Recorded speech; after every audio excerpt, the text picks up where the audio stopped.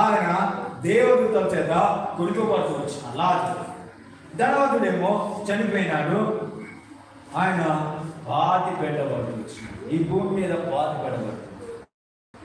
మనం కూడా ఇదే లోకము, ఇదే శాస్త్రీయ లోకం అని మనం గ్రహించి మనం ఉంటున్నామేమో. అంటే లాజరు విషయంలో చూస్తే ఆయన దేవుడికి ప్రాముఖ్యత ఇస్తూ వచ్చినాడు. ధనవంతుడు చూస్తే ఈ లోకానికి ప్రాముఖ్యం ఇస్తూ వచ్చినాడు. మనం ఏ స్థితిలో ఉంటున్నాం? ధనవంతుడి స్థితిలో ఉంటున్నామా? లాజరు స్థితిలో ఉంటున్నామా? అంటే లాజరు అయితే ఏ విధంగా దేవుడి వాక్యం చేత నడిపింపబడుతూ వచ్చినాడు. ధనవంతుడైతే ఆయన దేవుడి మాటలు వినకుండా కఠినుడుగా తన శాస్త్రమైన జీవితంలో జీవిస్తూ వచ్చినాడు.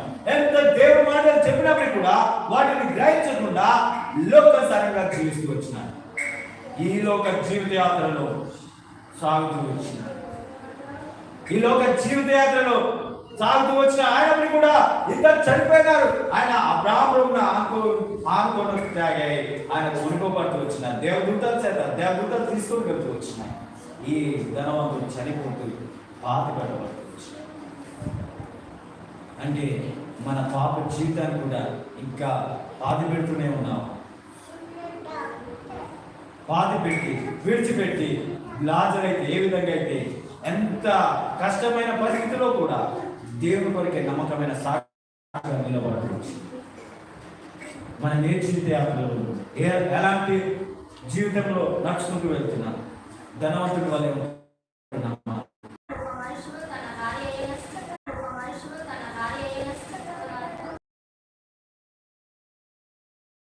దాచుకొని తెచ్చి అపోస్తల పాదములు పెట్టెను.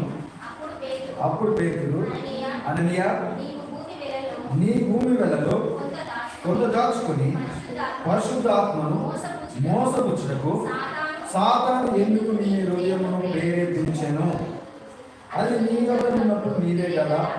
అమ్మిని పెంట అది నీ వశమై ఉండలేదా? అమ్మిని పెంట అది నీ వశమై ఉండలేదా? ఎందుకు ఈ సంగతి నిర్వహింపు చేసి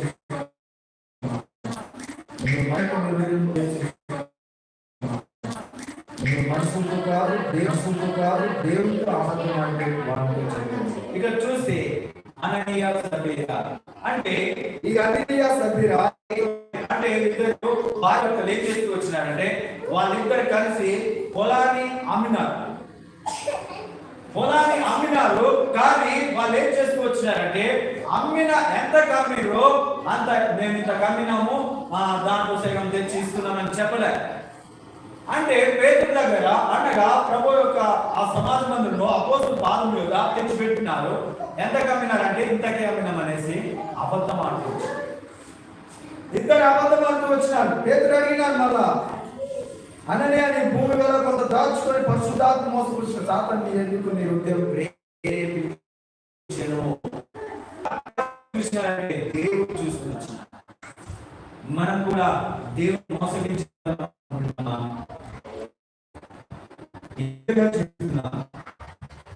ఇక అననీయ సబ్బీరా మోసగించి దేవుడిని మోసగించాలని చూస్తూ వచ్చినాడు. దేవుడు చూస్తున్నాడు. నీవు నేను కూడా ఎక్కడికి వెళ్ళినా దేవుడు నిన్ను నన్ను పరీక్షిస్తున్నాడు. నిన్ను నన్ను చూస్తున్నాడు. దేవుడి బిడ్డలైన నీవు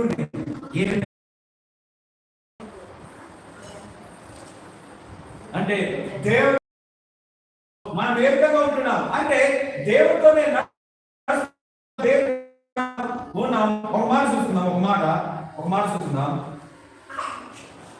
మొదటి యోహాను రాసిన పత్రిక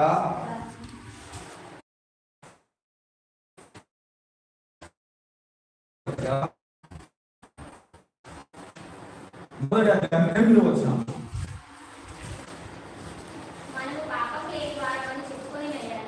మనము పాపం లేని వారమని చెప్పుకుని మనలను మనమే